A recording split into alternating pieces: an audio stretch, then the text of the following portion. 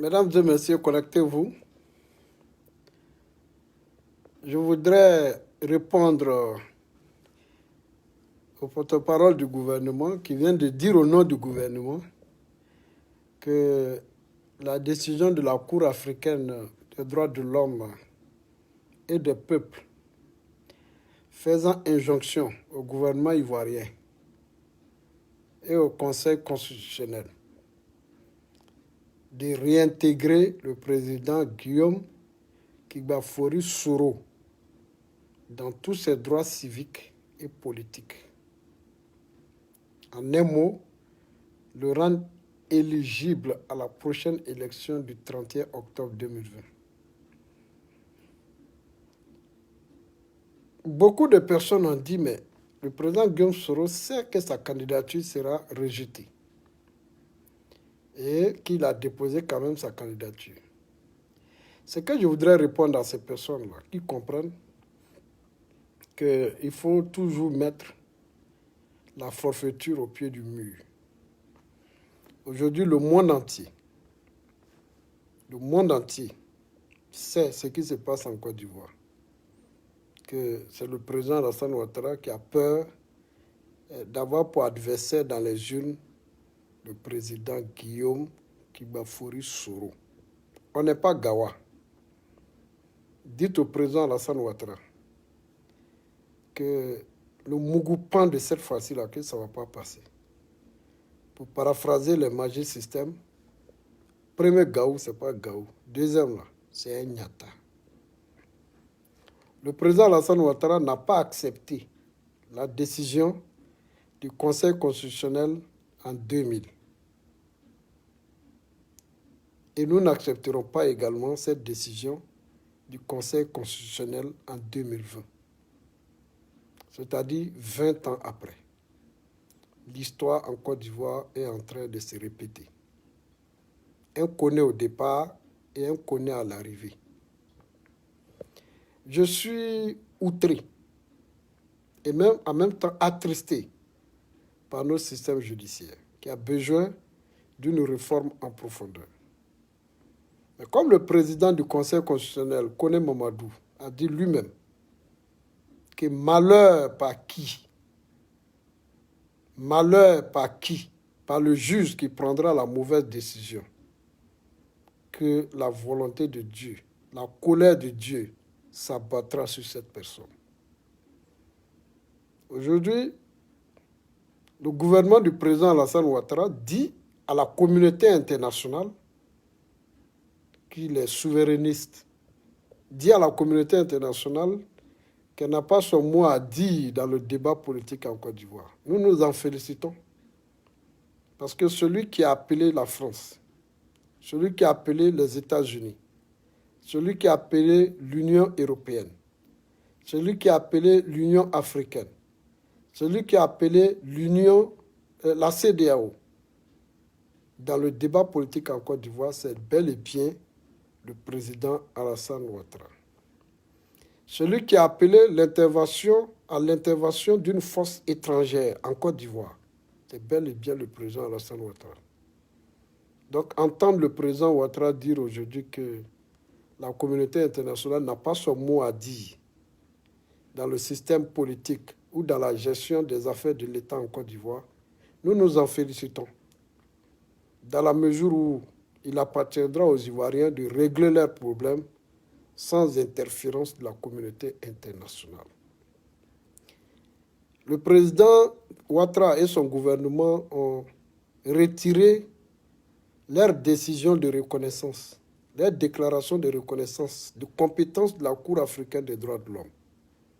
Mais ce que je voudrais leur rappeler, c'est que cette décision court jusqu'à 1 an et toutes les affaires pendantes seront bel et bien traitées par la Cour africaine des droits de l'homme et des peuples. Et ce que je voudrais dire aux Ivoiriens, c'est que nous devons répéter chaque matin qu'on n'est pas Gawa.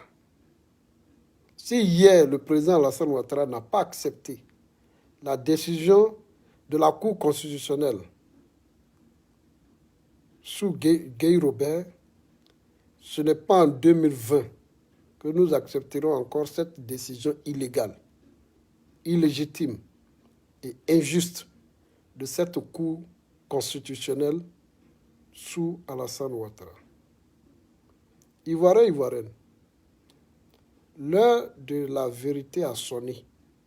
Parce que c'est quand même important qu'on se dise les choses droit dans les yeux, que nous n'accepterons pas la forfaiture, que nous n'accepterons pas le coup d'État constitutionnel qui est en train de se faire en Côte d'Ivoire.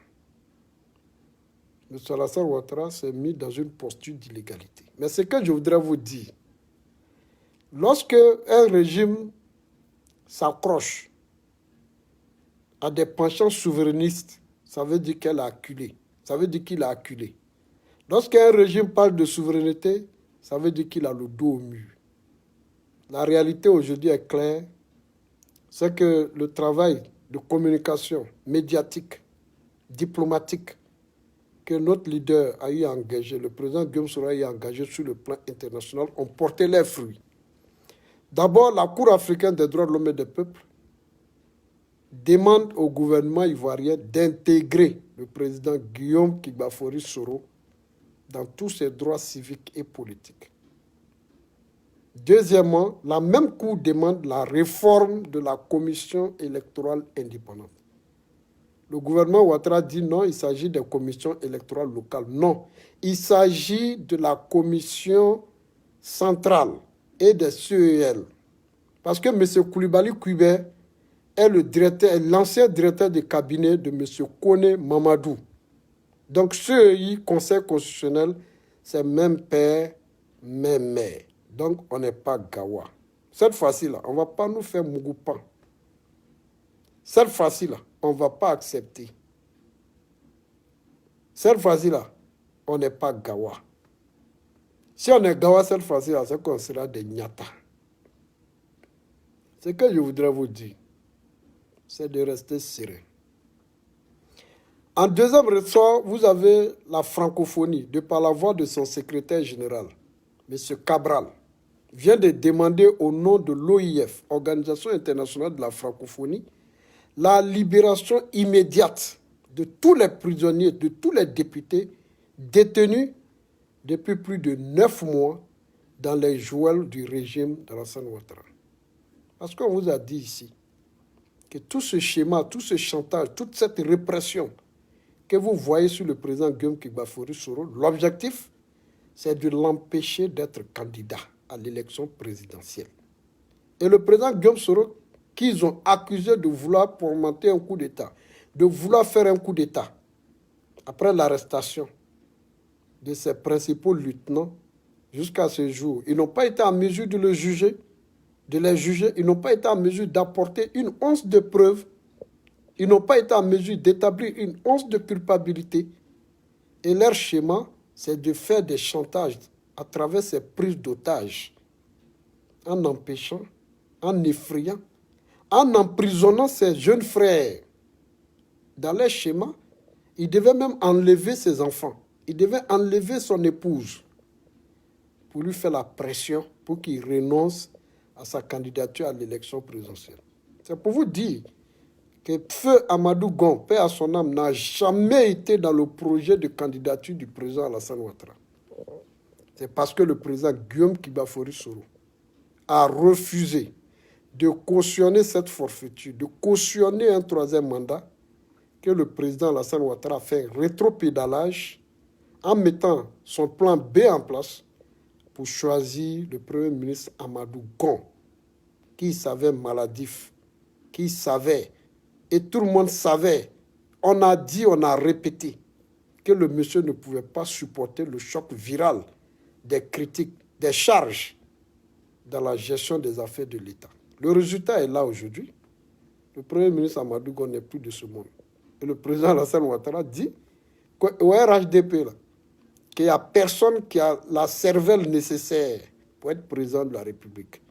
Donc il revient encore sur sa décision, en croyant que cette fois-ci qu'il aura raison sur le peuple de Côte d'Ivoire. Ivoiriens, Ivoiriennes, restez mobilisés. On n'est pas gawa. Chaque matin, quand vous vous levez, mettez sur vos pages Facebook qu'on n'est pas Gawa.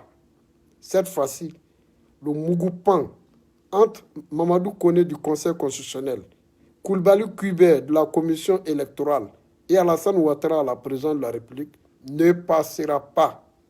Le président Ouattara ne sera pas le prochain président de la République de Côte d'Ivoire. Et vous ajoutez qu'on n'est pas Gawa. Ivoirien, Ivoirienne, je voudrais demander au président Alassane Ouattara et son gouvernement de démissionner aussi de l'OHADA. L'OHADA qui est l'Organisation du droit des affaires en Afrique de l'Ouest. Et c'est l'OHADA qui rédige le fonctionnement de nos systèmes judiciaires en matière d'affaires en Côte d'Ivoire et même également dans la sous-région. Donc, s'ils ne reconnaissent pas la décision de la communauté internationale en parlant de la Cour africaine des droits de l'homme et des peuples, ils doivent aussi être capables de démissionner de l'OHADA. Ils doivent aussi être capables de démissionner de la CEDEAO. C'est en cela que je voudrais saluer le peuple du Mali. Le peuple malien qui a dit que le président Ouattara n'a pas de leçon à donner aux Maliens. Donc nous l'invitons, lui et son gouvernement, à démissionner de l'OHADA. Nous l'invitons également à démissionner de la CEDEAO. Nous l'invitons à démissionner de l'Union africaine. Nous l'invitons à démissionner de l'ONU, de toutes les institutions internationales, pour donner un sens à son penchant de souverainiste. Mais quand vous voyez un régime dire que nous n'allons pas respecter les décisions de la communauté internationale, ça veut dire que le régime a le dos au mur. On n'est pas Gawa. Je vous répète encore, on n'est pas Gawa. Dites au président Alassane Ouattara qu'on a compris son anangoplan. Lui et Koné Mamadou du Conseil constitutionnel, avec son directeur de cabinet, Koulibaly Kubert, président de la commission électorale, que Alassane Ouattara ne sera pas le prochain président de la République de Côte d'Ivoire. Si tu n'es pas Gawa, que tu as aimé, partage cette vidéo. Si tu as aimé que tu n'es pas Gawa, partage cette vidéo. Les Ivoiriens ne sont pas Gawa. Pour paraphraser les magiciens, premier Gaou n'est pas Gaou. Cette fois-ci-là, on ne sera pas Nyata. Partagez.